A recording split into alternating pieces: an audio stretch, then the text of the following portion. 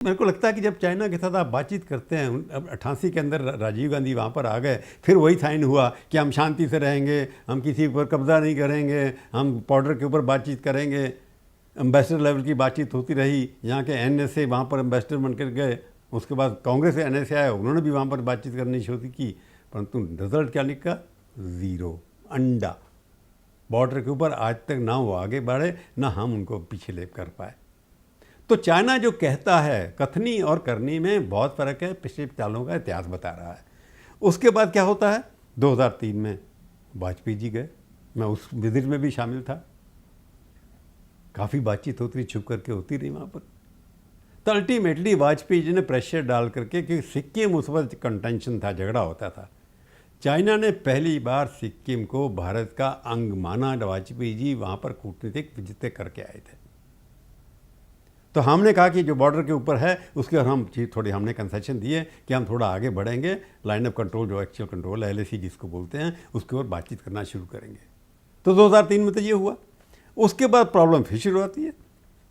2010 में जिनपिंग हिंदुस्तान में आए, क्या कहा उन्होंने? Closer development relationship Manmohan Singh के साथ हमने साइन करेंगे। क्लोजर डेवलपमेंट रिलेशनशिप एक बड़ा ऐसा शब्द है जिसके अंदर कुछ भी कर सकते हैं। डेवलपमेंट क्या हुआ?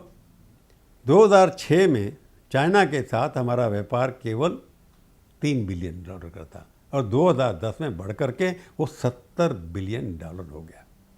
इतना एकदम तरक्की हुई, व्यापार की हुई। नुकसान ये कि चाइना अपना माल बेचना चाहता था। जहाँ किसी दुकान में जाओ, यहाँ पर आजकल सुई धागा से लेकर के आपको कोई भी टायर जो है, कुछ चीज़ें, बच्चों के खिलौने हैं, सब मेड इन चाइना मिलते हैं। तो चाइना के हित में था कि हमारी मार्केट इतनी बड़ी है, उनका मैन्युफैक्चरिंग सबसे ज़्यादा है, तो स्वार्थ की दृष्टि से उन्होंने हमसे फैसला किया, शांति की, और बॉर्डर पे थोड़े दिन की शांति रखी ताकि उनका ट्रेड बढ़ता चला जाए। फिर क्या हुआ? 2018 में चाइना मोदी जी गए।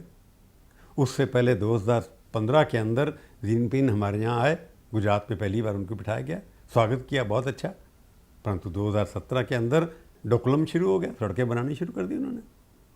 फिर 2019 में हमारे जिनपिंग साहब फिर आए वापस। 2019 में हमारे जिनपिंग साहब महाबलीपुरम आए, बहुत स्वागत हुआ उनका, साउथ इंडियन तरीके से उनका स्वागत किया गया। और 2020 में फिर धोखा क्या किया उन्होंने? गलवान पे जाके कब्जा करने की कोशिश की। तो सवाल ये उठता है कि इतनी हिस्ट्री है हमारी उनके खिलाफ कि जब भी हम उनसे फ़ायदा करते हैं वो हमारे को धोखा देने की कोशिश करते हैं। चाइना और मित्रता दोनों एक दूसरे के दुश्मन हैं।